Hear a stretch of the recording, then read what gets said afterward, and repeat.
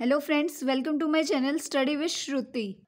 इस वीडियो में हम डिस्कस करेंगे इंडियन नर्सिंग काउंसिल के बारे में, जिसकी शॉर्ट फॉर्म है आईएनसी।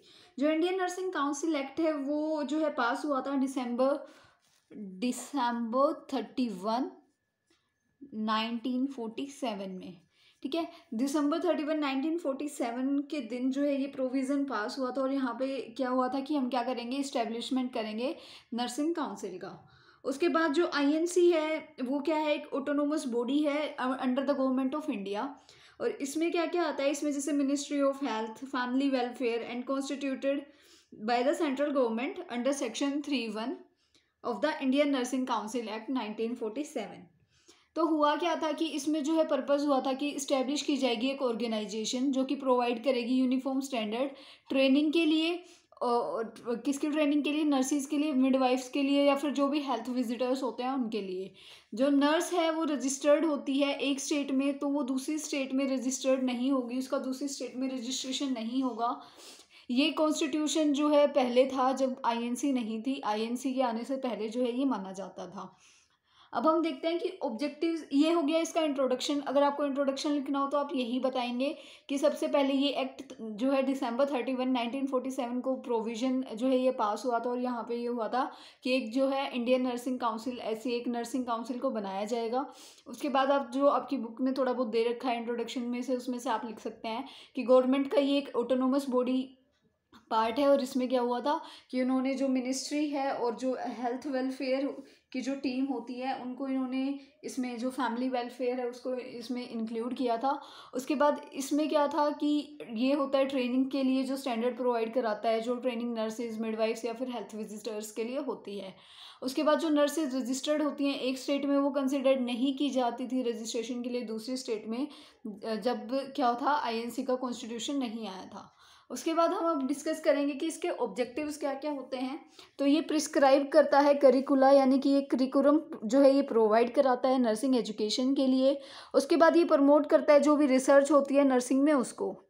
इसके अलावा ये जो है जो भी कोड ऑफ एथिक्स होते हैं और जो भी प्रोफेशनल कंडक्ट होते हैं नर्सिंग के रिगार्डिंग, उन सबको ये प्रिस्क्राइब करता है। और अप्रूवल देता है जो रजिस्ट्रेशन होता है इंडिया में, या फिर जो फॉरेन नर्सेज हैं जो फॉरेन में क्वालिफिकेशन करके पोजेस करती हैं, उसके लिए भी ये क्या है, अप्रूवल देता है। उसके बाद जो ट्रेनिंग होती है, पॉलिसीज़ होती है नर्सिंग प्रोग्राम्स की नर्सिंग एजुकेशन के फील्ड में, उसको भी ये रेगुलेट करता है, उसको भी ये मेंटेन रखता है। अब हम देख लेते हैं कौन कौन सी ऐसी एक्टिविटीज़ हैं जो आईएनसी करता है या आईएनसी के अंडर आती हैं। तो सबसे पहले क्या होता है, एजुकेशन और ट्रेनिंग यहाँ पे प्रोवाइड की जाती है। उसके बाद जितने भी कोड ऑफ एथिक्स होते हैं या फिर प्रोफेशनल कंडक्ट होते हैं वो यहाँ पे प्रिस्क्राइब होते हैं।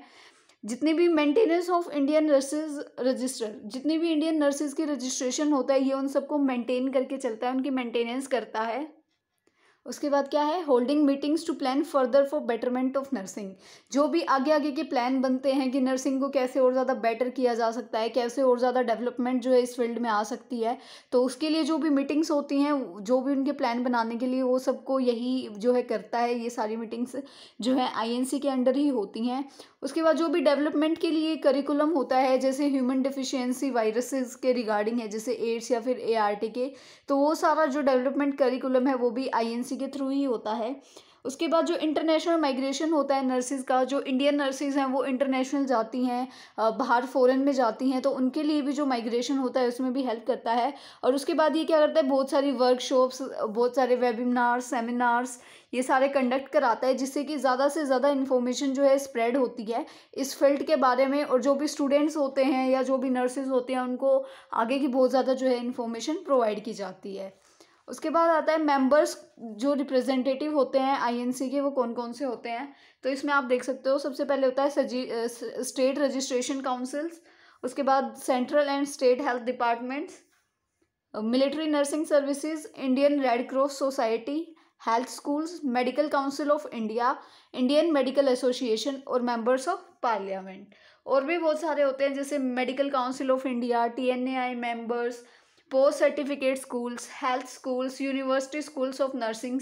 ये सारे क्या हैं, मेंबर जो रिप्रेजेंट करते हैं आईएनसी को, उसके अंदर आते हैं।